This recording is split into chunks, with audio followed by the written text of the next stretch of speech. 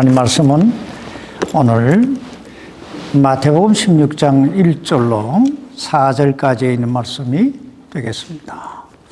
오늘 하나님 말씀은 마태복음 16장 1절로 4절까지 말씀이 되겠습니다. 제가 받들어 읽겠습니다. 바리새인들도 사두개인들과 함께 와서 시험하며 그분께서 하늘로부터 오는 표적을 자기들에게 보여줄 것을 그분께 요구하며 그분께서 그들에게 응답하여 이르시되 저녁이 되면 너희가 말하기를 하늘이 붉으니 날씨가 좋으리라 하고 또 아침에는 하늘이 붉고 흐리니 오늘은 날씨가 구주리라 하는도다. 오 너희 위선자들아 너희가 능히 하늘의 모습은 분별하거니와 시래의 표적들은 분별하지 못하느냐. 악하고 음란한 세대가 표적을 구하나 대언자 요나의 표적 외에는 아무 표적도 그 세대에게 주지 아니하리라 하시고 그들을 남겨둔 채 떠나가시니라. 아멘. 이 시간 우리 말씀 위해서 잠깐 기도하겠습니다. 살아계신 하나님 아버지, 하나님께서 우리를 사랑하셔서 오늘 이 자리 하나님을 경배할 수 있는 놀라운 자리에 우리를 인도해 주신 것을 감사합니다. 세상이 아무리 혼돈해도 참 주님 안에 거하는 자는 든든히 서리라 약속하셨사오니 아버지 하나님, 우리 모든 성도들이 믿음 안에서 더 주를 바라보며 든든히 서서 주께 가까이 나갈 수 있도록 도와주옵소서. 오늘 이 시간 하나님의 성령께서 이 종을 붙드시고 하나님의 말씀을 잘 대언할 수 있도록 주여 도와주옵소서. 살아계신 예수님의 이름으로 간절히 기도하옵나이다. 아멘. 착석해 주시기 바랍니다.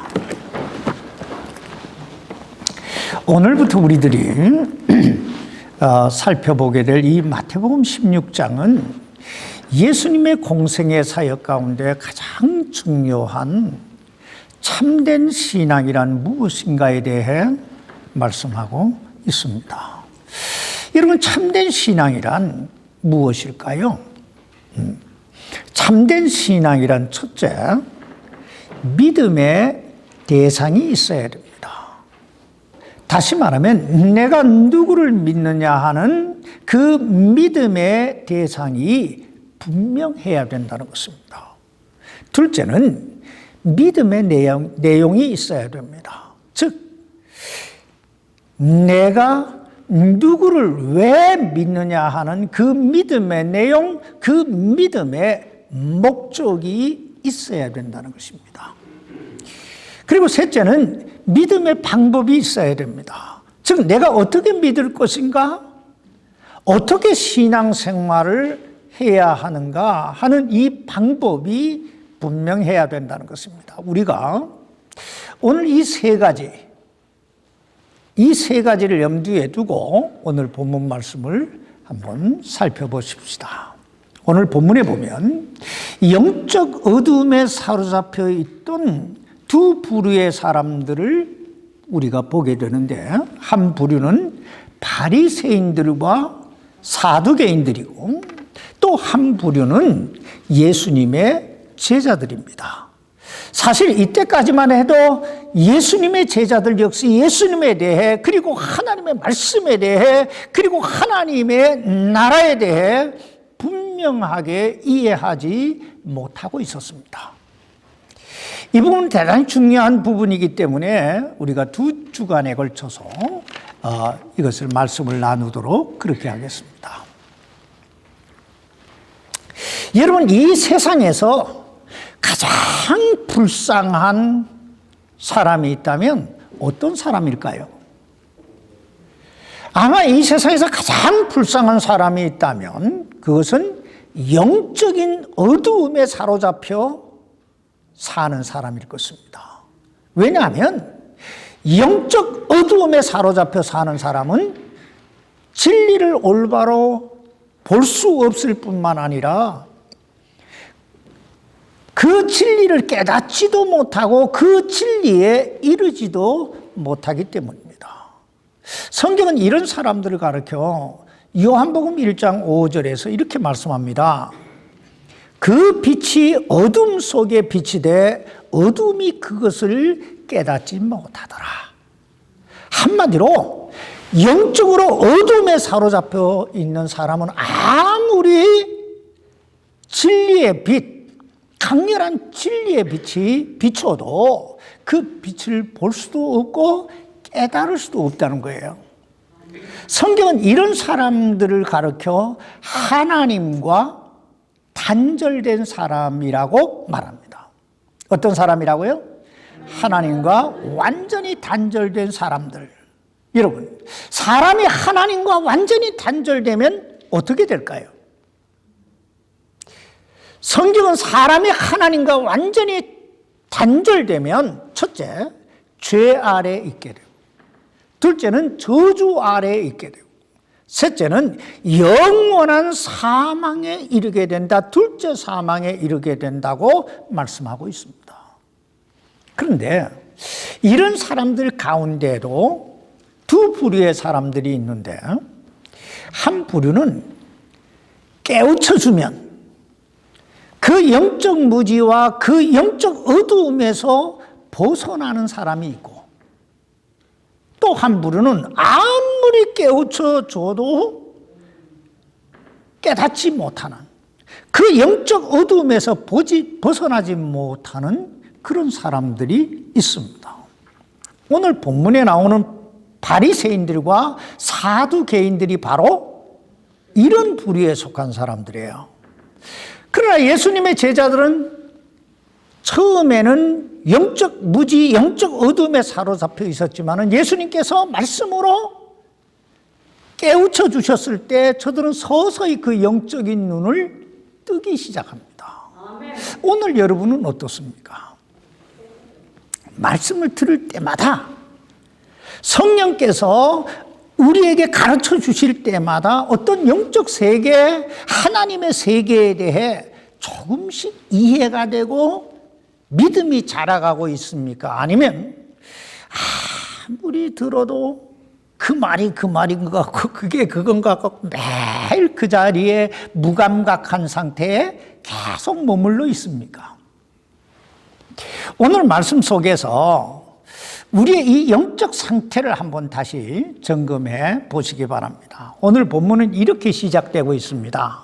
마태복음 16장 1절입니다. 바리새인들도 사두개인들과 함께 와서 시험하며 그분께서 하늘로부터 오는 표적을 자기들에게 보여줄 것을 그분께 요구하며, 여기 바리새인들과 사두개인들이 등장합니다. 그 당시 바리새인들과 이 사두개인들은 유대인들의 종교 지도자였고 그리고 정치적 지도자들이었습니다. 그러므로 사실 저들은 그 누구보다 메시아로 오신 이 예수 그리스도를 환영하고 받아들여야 마땅할 그런 사람들이었어요.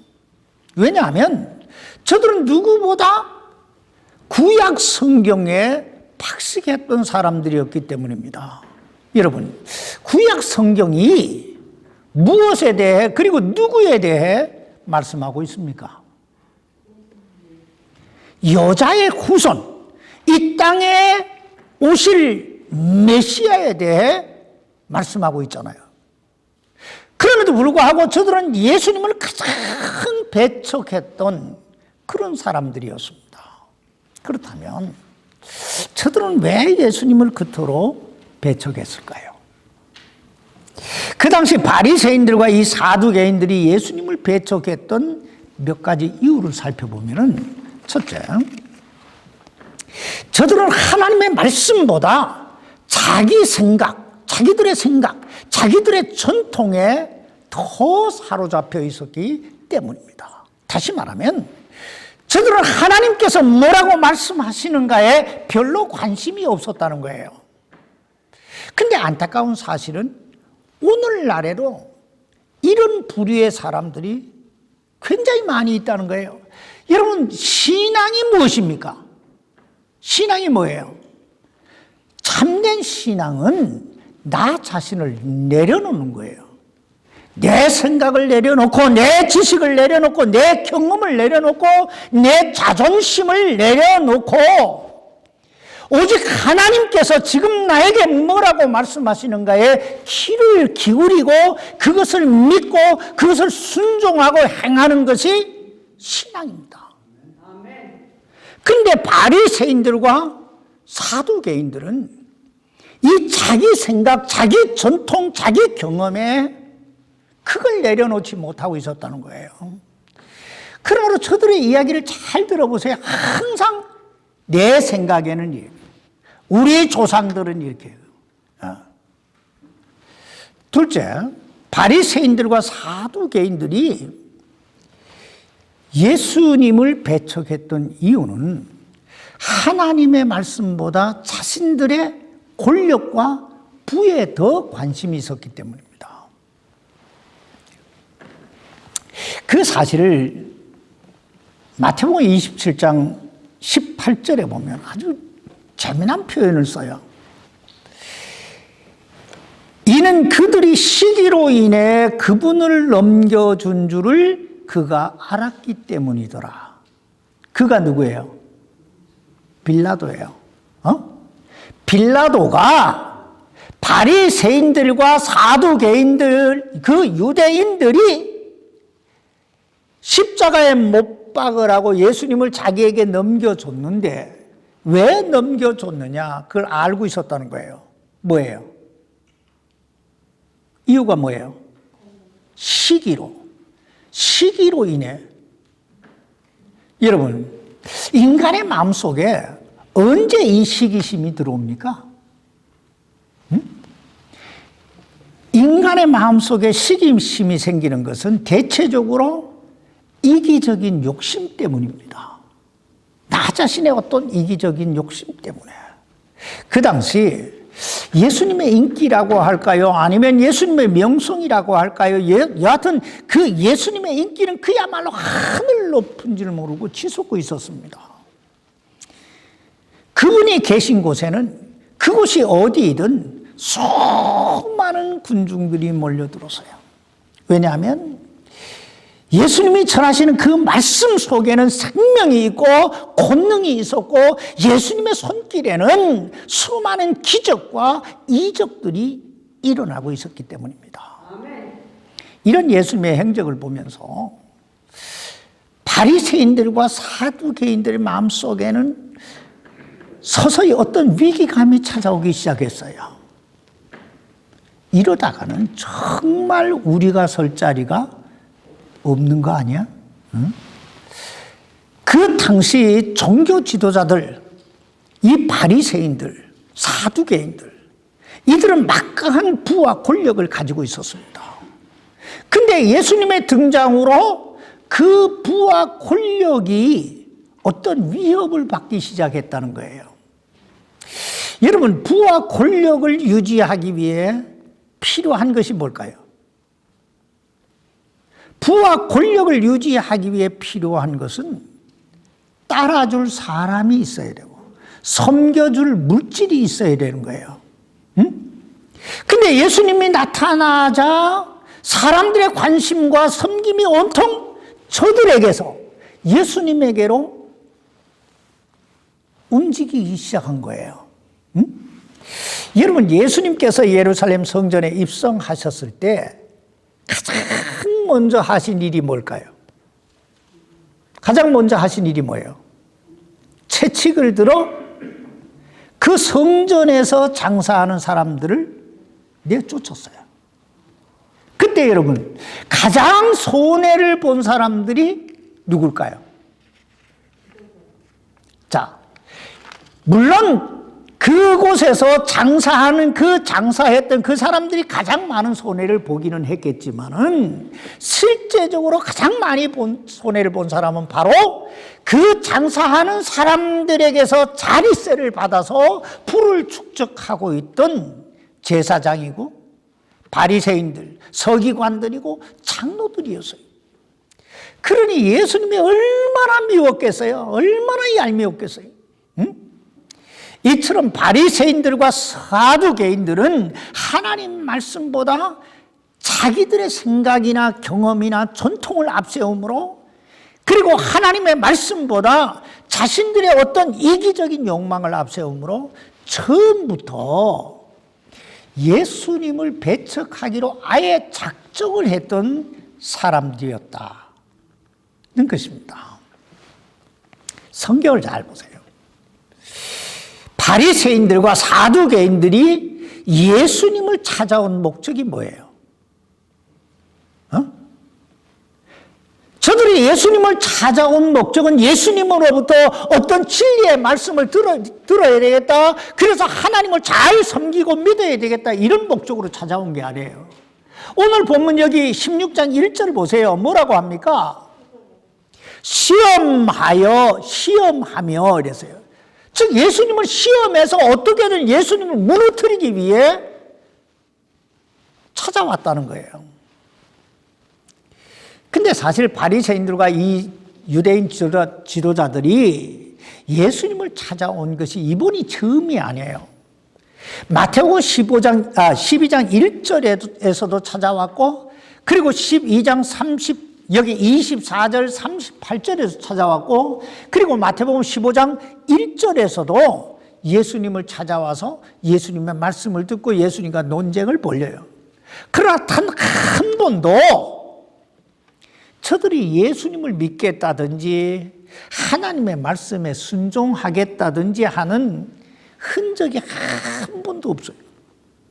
그렇다면 왜 저들은 그토록 예수님을 만나고 예수님으로부터 하나님의 말씀을 들었음에도 불구하고 믿지도 아니하고 순종치도 아니했을까요? 왜 그랬을까요? 이유는 간단해요. 저들이 예수님을 찾아온 목적이 다른 곳에 있었기 때문에요. 잘못됐다 이거예요. 조금 전에 살펴봤듯이 저들 마음속에는 이미 자기 생각이 가득 차 있어요. 나는 어떻게 해야 되겠다 하는 생각이 가득 차 있어요. 자기 관습이 가득 차 있어요. 게다가 저들의 관심은 온통 어디에 있어요? 부와 권력에 있어요. 그러니 그 마음속에 하나님의 말씀이 들어올 리가 없죠. 근데 안타까운 사실은 오늘날에도 이런 사람들이 수없이 많이 있다는 거예요. 어떤 잘못된 선입견이나 고정관념을 가지고 교회를 찾아오는 거예요. 교회 규모가 얼마나 될까? 교회 숫자는 누가 모일까? 그리고 목사 설교는 어떨까? 그러니 그런 사람들에게 하나님의 말씀이 들어올 리가 없는 거예요. 근데 우리가 여기서 한 가지 명심해야 될 거 하나가 있는데 뭐냐면, 오늘 본문 이후로 예수님께서 바리새인들과 사두개인들과, 즉 저들과 논쟁하셨다든가 말씀을 가르치셨다든가 하는 부분이 전혀 없다는 거예요. 전혀 없다는 거예요. 무슨 말이냐면, 그 당시 바리새인들과 사두개인들은 유대 사회에서 가장 존경받고 부와 명예를 가졌던 그런 사람들이었음에도 불구하고 실제적으로는 가장 불쌍한, 가장 불행한 그런 사람들이었다는 거예요.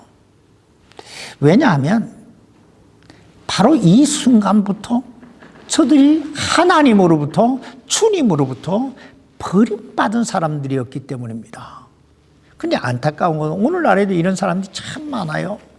세상적으로는 참 존경받고 부를 가지고 부와 명예를 가졌지만은 하나님 편에서 보면 버림받은 사람들, 참 얼마나 많은지 모르죠. 그러면 우린 생각해야 돼요. 사람이라면 누구나 다 실수할 수 있고 잘못된 생각이나 잘못된 길로 갈 수 있습니다.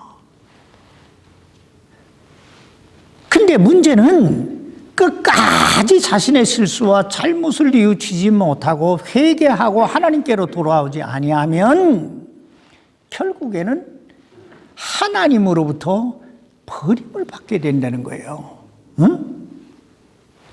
오늘 이 바리새인들, 이 사두개인들, 이들 보세요. 끝까지 예수님 배척하잖아요. 근데 사실 이 사람들은요, 그 누구보다도 예수님과 가까워야 될 사람들이었어요. 저들은 예수님의 말씀도 들었고 예수님이 행하시는 기적도 봤고 예수님을 만난 사람들이 어떻게 변화되는가 이걸 다 목격했던 사람들이었잖아요. 그러므로 저들도 얼마든지 예수 믿고 구원받을 수 있는 그런 기회가 있었던 사람들이에요. 그럼에도 불구하고 저들이 버림받을 수밖에 없었던 거. 이건 교만했기 때문이고 자아가 가득 차 있어서 주님의 말씀을 받아들이지 않았기 때문이고 너무 이기적이고 강팍한 심령을 가지고 있었기 때문이에요. 그러므로 사랑하는 성도 여러분, 내 안에 있는 나를 내려놔야 됩니다. 내 안에 있는 나, 내 생각, 내 경험, 내 지식, 내 어떤 고정관념 이런 거 다 내려놓고 그 주님의 말씀이 성령님께서 나를 지배할 수 있도록 다스리고 인도할 수 있도록 나 자신을 주님 앞에 드려야 돼요. 내가 교회를 얼마나 다녔느냐, 내가 얼마나 성경을 많이 읽었느냐, 내가 얼마나 교회에서 봉사하고 섬겼느냐, 그건 전혀 중요하지 않아요. 정말 중요한 건 내가 예수 그리스도를 믿느냐,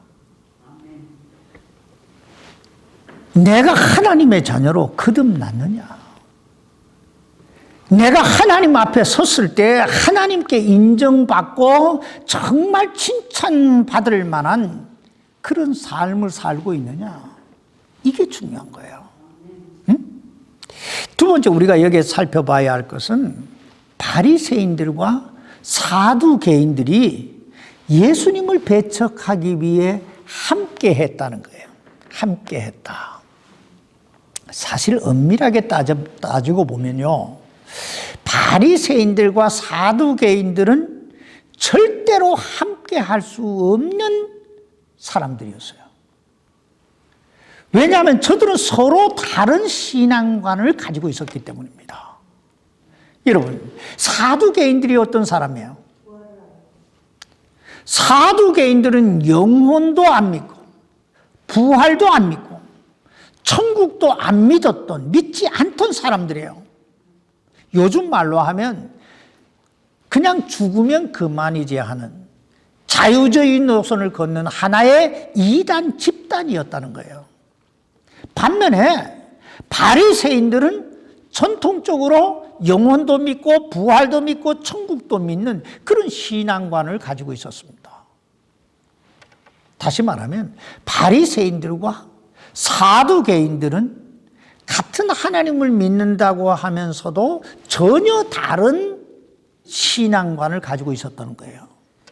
근데 놀랍게도 지금 예수님을 공격할 때는 어때요? 저들이 함께 하고 있다는 거예요. 전 이 말씀을 묵상하면서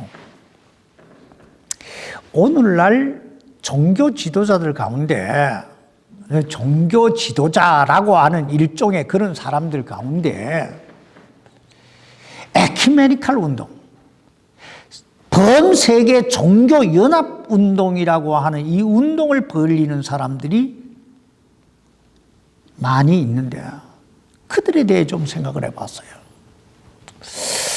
여러분, 어떻게 하나님의 교회가 천주교와 불교와 연합해서 함께 할 수 있습니까? 참 놀라운 건 제가 어렸을 때 어떤 신부님이 이런 얘기를 해요. 천국이 여기 산 정상이라면 천주교는 웨스트에서 이렇게 천국으로 올라가고, 불교는 이스트에서 올라가고, 기독교는 사우스에서 올라가고, 또 다른 건 노스에서 올라가고, 이래서 다 결국은 그곳에서 만나게 된다는 거예요. 여러분 믿습니까? 그렇다면 왜 예수님께서 이 땅에 오셨을까요? 왜 예수님이 십자가에 못 박혀 죽으셨을까요? 우리는 하나님은 한 분이시요, 예수 그리스도는 한 분이시요, 성령님은 한 분이시요, 구원은 오직 그 예수 그리스도를 믿음으로 하나님의 은혜로 이루어진 하나님의 선물이라고 믿습니다. 그 어떤 경우에라도 진리는 하나고, 그 진리를 떠난 모든 것은 잘못된 거예요. 이단이에요. 여러분, 주님이 뭐라고 말씀하십니까? 고린도서 6장 14절로 15절에 보면 이렇게 말씀하십니다. 너희는 믿지 않는 자들과 더불어 공평하지 않게 멍에를 같이 매지 말라. 믿지 않는 사람들하고 멍에를 같이 함께 하는 건 공평하지 않는 일이라는 거예요. 의와 불의가 무슨 사귐을 갖겠느냐? 빛과 어둠이 무슨 친교를 나누겠냐? 그리스도가 벨리알과 무슨 일치를 보겠냐? 믿지 않는 자가, 믿는 자가 믿지 않는 자와 무슨 몫을 나누겠냐? 어떻게 같이 천국 가서 상속을 받겠느냐 이 말이에요. 응? 그리스도만이, 예수 그리스도만이 길이요 진리요 생명인 줄 믿습니다. 그러므로 우린 절대로 연합할 수 없는 사람들이에요. 응? 오늘 본문에 보면 이들이 연합해서 예수님을 찾아와서 시험할 때 요구하는 게 하나 있었어요. 그 요구가 뭐예요? 하늘로부터 오는 표적을 보여달라는 거예요. 하늘로부터 오는 표적. 사실 이거 굉장히 중요한 거예요. 굉장히 중요한 거예요. 그 당시 바리새인들은 하늘로부터 오는 표적이 있다고 믿었습니다. 근데 문제는 저들은 지금 예수님께서 행하신 그동안의 여러 가지 그 표적과 이 기사를 하늘로부터 온 표적이라고 믿지 않았다는 거예요. 그냥 땅에서 온 표적. 다시 말하면 마귀도 이런 표적은 행할 수 있다라고 생각했다는 거예요. 그러니까 이제 새로운 표적을 보여달라고 지금 찾아온 거예요. 반대로 사두개인들은 하늘로부터 오는 표적은 아예 없다고 믿었던 사람이에요. 왜냐하면 저들은 부활도 없고 천국도 없다고 믿는 사람들이었잖아요. 그래서 여기에 자신들이 이 주장하고 있는 이 주장, 하늘로부터 오는 표적은 없다 하는 이 주장을 증명하기 위해 예수님께 지금 이걸 요구하고 있는 거예요. 자, 저들의 이 요구 앞에 예수님이 뭐라고 대답하시는가 한번 보십시다. 여기 2절로 3절입니다. 그분께서 그들에게 응답하여 이르시되 저녁이 되면 너희가 말하기를 하늘이 붉으니 날씨가 좋으리라 하고 또 아침에는 하늘이 붉고 흐리니 오늘은 날씨가 구주리라 하는도다. 오 너희 위선자들아, 너희가 능히 하늘의 모습은 분별하거니와 시대의 표적들은 분별하지 못하느냐. 이 말씀은 한마디로 이런 뜻이에요. 너희가 세상 일에는 그렇게 관심이 많고 그렇게 영리하면서 어떻게 그 영적 일에는 그토록 무지하고 무관심하냐. 지금 그 말씀을 하시는 거예요. 사실 주님의 입장에서 보면 참 안타까운 일이었을 거예요. 세상 돌아가는 것에는 그렇게 머리가 팍팍팍팍 돌아가는 거예요.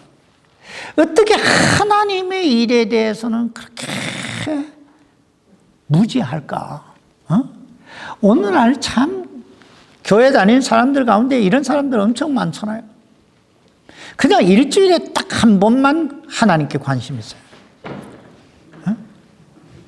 그것도 대단히 좋은 거예요, 성적이. 일주일에 교회 와서도 지금 뭐 다른 생각하고 있는 사람들이 엄청 많은데, 그나마도 좋은 거예요, 성적이. 여기서 시대의 표적이란 구약 성경에 나오는 말씀들이거든요. 구약 성경에 보면 특별히 이사야서를 읽어보면 메시아가 오면 안전베이가 일어나고 소경이 눈을 뜨고 여러 가지 기사와 이적이 일어나리라고 말씀하고 있습니다.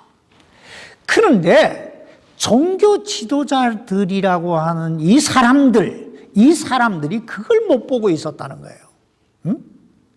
시대의 흐름은 다 보면서, 이 세상 돌아가는 다 보면서 이 영적인 부분에 대해서 그걸 보지 못하느냐 이거예요. 지금 주님이 그 말씀하시는 거예요. 근데 사실이요, 엄밀하게 따지고 보면 저들이 몰랐다기보다는 믿지 않았다는 표현이 맞는 거예요. 자, 예를 들어 마태복음 2장에 보면 동방박사들이 하늘의 별을 보고 예수님 탄생을 축하하기 위해 동방에서부터 오잖아요. 오다가 어디에 들려요? 헤롯 궁전에 들립니다. 그리고 헤롯 왕에게 유대인의 왕으로 오신 이가 어디 계시냐라고 물어요. 그때 헤롯이 박사들을 보내놓고 서기관들을 불러놓고 묻습니다. 유대인의 왕이 어디서 나느냐고 물어요. 그때 서기관들이 뭐라고 대답합니까? 유대 베들레헴이라고 이야기해요. 여러분, 이 얼마나 정확하게 알고 있습니까? 그런데 서기관들은 예수님의 탄생을 경배하기 위해 유대 베들레헴에 가지 않아요. 왜 안 갔을까요? 알기는 아는데 뭘 못해요? 믿지를 못해요. 구약 성경에 다 나와 있는 이야기거든요. 그런데 믿지 않았다는 거예요. 믿지 않았다는 거예요. 그러므로 신앙생활에서 가장 중요한 건 이 아는 게 아니라 믿는 거예요. 그리고 행하는 거예요. 그러므로 주님은 이렇게 말씀합니다. 오늘 이 본문 4절 말씀 보세요. 악하고 음란한 세대가 표적을 구하나 대언자 요나의 표적 외에는 아무 표적도 그 세대에게 주지 아니하리라 하시고 그들을 남겨둔 채 떠나가시니라.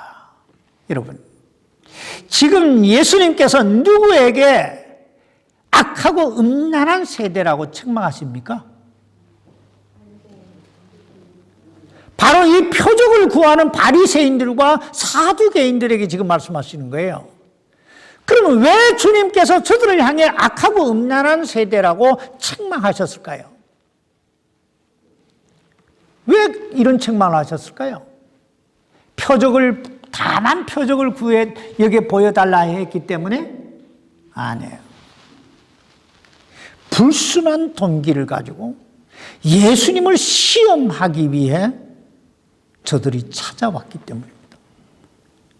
그러므로 표적 구하는 사람은 다 악하고 음란한 사람들이라 이렇게 말하는 건 대단히 위험천만한 일이에요. 왜냐하면 정말 순수한 마음으로 정말 내 안에 믿음을 갖기 위해서 주님 표적 부여해 주십시오. 우리가 충분히 그럴 수 있잖아요. 그리고 하나님은 그 간절한 사람에게 그걸 보여주실 수 있다고 저는 믿습니다.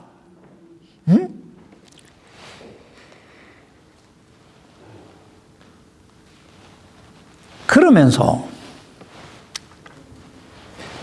하나의 표적밖에는 아무 표적도 그 세대에게 주지 아니하리라 말씀하지요. 그 하나의 표적이 뭐예요? 요나의 표적입니다. 그럼 요나의 표적이 뭘까요? 요나의 표적이 뭐예요? 요나의 표적은 한마디로 죽음과 부활을 의미하는 표적이에요. 여러분, 기적 중에 가장 큰 기적이 있다면 그게 뭘까요? 그것은 예수 그리스도의 십자가의 죽음과 예수 그리스도의 부활입니다. 그렇다면 왜 예수 그리스도의 십자가의 그 대속의 죽음과 부활이 기적 중에 기적인 줄 아세요? 왜 기적 중에 기적일까요? 한번 잘 생각해 보세요. 우린 예수님의 십자가의 죽음을 그 앞에다가 무슨 단어를 하나 더 넣어요? 대속이라고 하는 단어를 넣어요. 대속. 십자가는 죄인 중에 죄인을 처형하는 형틀입니다. 근데 예수님은 죄도 흠도 점도 없으신 그분이에요. 그분이 십자가에 못 박혀 죽으신 거예요.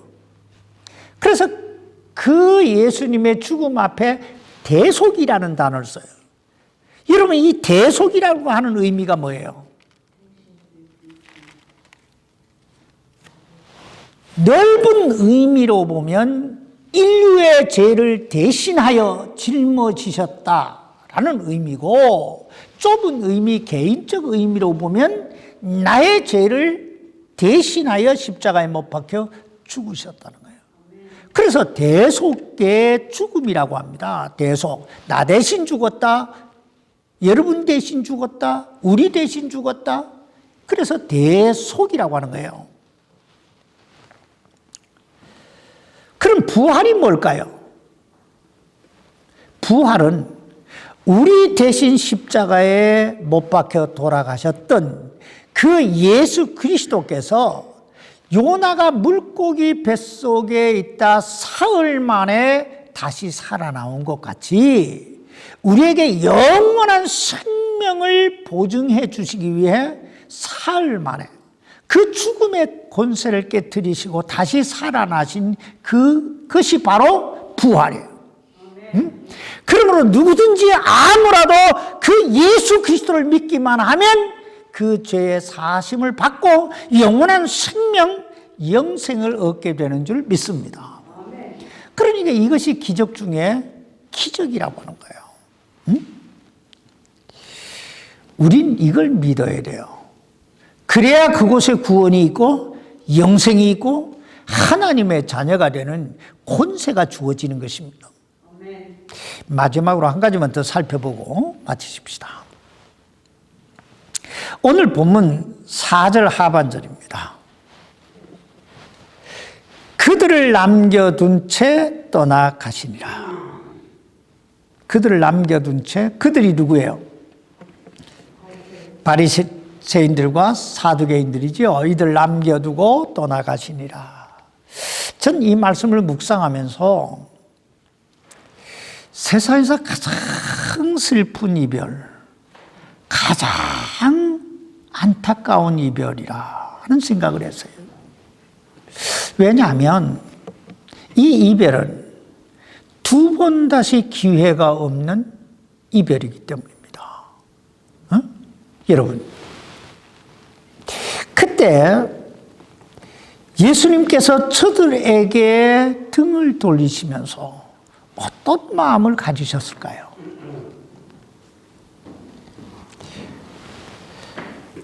아무리 가르쳐도, 아무리 사랑해도, 아무리 전도해도, 아무리 섬겨도, 아무리 참고 인내해도, 아무리 기도해도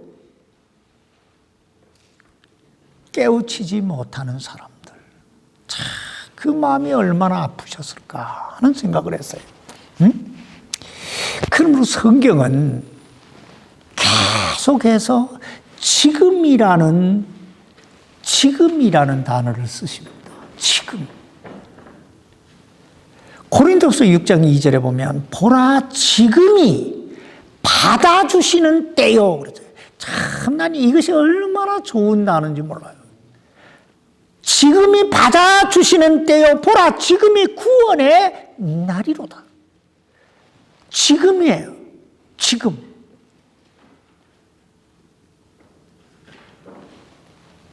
내가 지금 구원받을 수 있는 기회고, 내가 지금 주님 앞에 쓰임받을 수 있는 기회고, 지금 내가 무언가 잘못된 부분을 교정할 수 있는 기회고, 이 지금이 지나고 나면,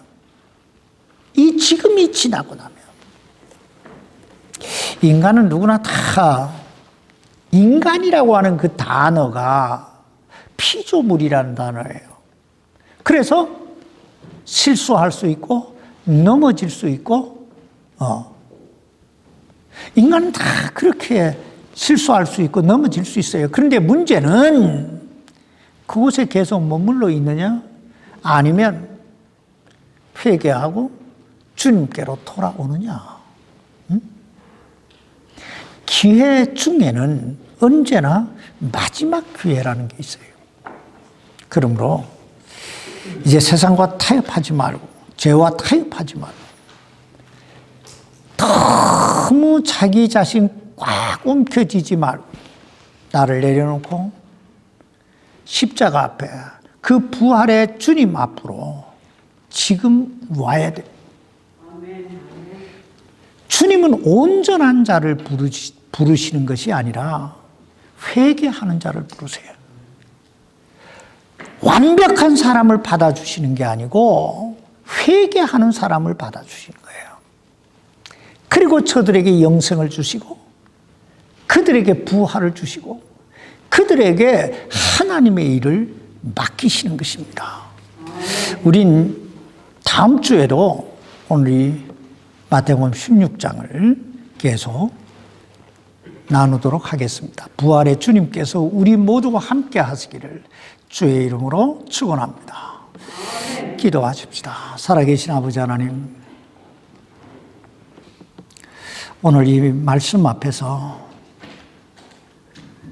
우리가 우리 자신들을 잘 헤아려 살펴볼 수 있도록 도와주십시오.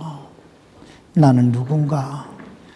나는 지금 왜 살고 있고, 무엇을 하고 있고, 주님과 어떤 관계 속에 있는가? 우리 자신을 헤아려 살피고 주님 앞에 올바로 서서 참 주님의 영광을 위한 도구로 그렇게 쓰임을 받을 수 있도록 도와주옵소서. 아버지 하나님께서 오늘부터 이 설교를 통변하는 우리 임자매님 위에 축복하시고